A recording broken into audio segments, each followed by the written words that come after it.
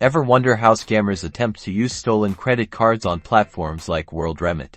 And more importantly, how you can protect yourself. Worldremit employs a variety of security measures to combat fraud. Firstly, they use advanced encryption technology to protect your financial data during transactions. This makes it extremely difficult for unauthorized individuals to intercept your card details. Suspicious activity monitoring is also crucial. Worldremit's system flags unusual login attempts or large transfers, prompting them to request additional verification from the user. This helps prevent unauthorized access to your account. Two-factor authentication adds an extra layer of security. Even if a scammer obtains your password, they would still need access to your phone or email to complete the login process. Always enable this feature if it's offered.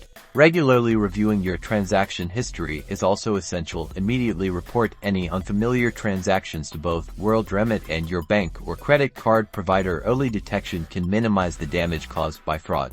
Remember, staying informed is your best defense. By understanding the security measures in place and practicing safe online habits, you can significantly reduce your risk of becoming a victim of carding scams.